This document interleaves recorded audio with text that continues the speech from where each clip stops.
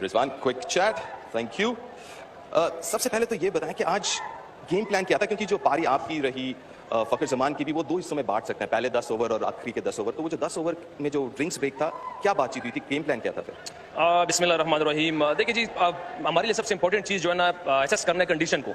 Obviously ये T20 format है, मगर मेरे कप्तान की हमेशा से हम टॉप ऑर्डर की कोशिश होती है कि हम फॉर्मेट को भूल जाए और इस कंडीशन को एसेस करें। क्योंकि अगर ऐसी पिचेस है, शॉट नहीं लग रहे थे, बॉल नीचे आ रहा था, तो एकदम फौरन हमने प्लान चेंज किया।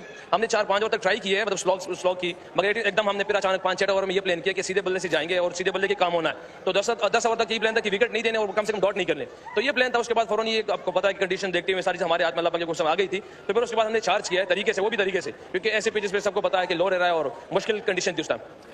पिछले 1.5 साल में आपने खूब रन बनाए, खूब मतलब सबसे ज्यादा रन आप ही ने बनाए इस फॉर्मेट में। तो जो सक्सेस है उसके पीछे की क्या है, क्यों रिजवान इतने सक्सेसफुल है?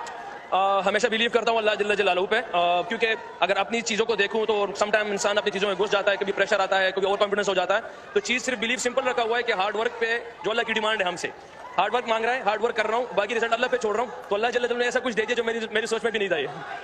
चलिए अब ये बात करते हैं कि जो गेम प्लान में कितना हिस्सा ये भी होता है दिमाग में कि जो मिडिल ऑर्डर उतना एक्सपीरियंस नहीं है, तो जो एक रिस्पॉन्सिबिलिटी है आप बाबर, फखर जमान, जो एक्सपीरियंस है वो थोड़ा सा ज्यादा लें, वो दिमाग में रहता है? ऑब्वियसली अगर आप टीम के मेन प्लेयर हैं तो आपको थोड़ा सा रिस्पॉन्सिबिलिटी लेनी पड़ती है। आपको प्रेशर आता है इन चीज़ों का कि यार डॉज बॉल है या T20 फॉर्मेट है, आपको इस चीज़ का प्रेशर आता ही आता है। मगर आप अपनी टीम को देखते हुए, अगर आप अपनी चीज़ों को देखते हैं कि यार मेरी टीम की, मेरी पाकिस्तान की डिमांड मुझसे क्या है, मैं उस तरह जाऊँ, बाकी जो प्रेशर होगा वो तो वैसे ही होगा। और बाकी हमारा बिलीव इस चीज़ पे है कि अल्लाह से होता है, अल्लाह की जैसी चीज़ें नहीं होती। तो हमसे जो मेहनत की डिमांड है वो कर रहे हैं। अगर आप हांगकांग की टीम देखी जाए तो सबके सीने में ही आएगा, मगर जिस तरह उन लोगों ने एफर्ट किया, अर्ली ऑन स्टेज में बसाए रखा।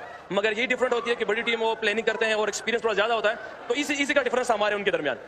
चलिए बहुत बहुत शुक्रिया आपके वक्त के लिए, वेरी वेल प्लेड और all the best for the tournament और फ्यूचर भी। I have one request for Pakistan से बाहर, और जहाँ भी जिस तरह पाकिस्तान में सैलाब जदगान के लिए जो एफर्ट है, तो मैं सबसे रिक्वेस्ट करता हूँ कि इस टाइम हम सब मिलकर, पाकिस्तान से बाहर भी है, पाकिस्तान वाली भी है, सब मिलकर हम इसकी मदद करें और जो बाहर है कोशिश करें कि दुआएं करके अल्लाह पाक सारा हालात जो ठीक कर दे। थैंक यू भाई। Thank you, very nice thoughts from Mohammad Rizwan. Well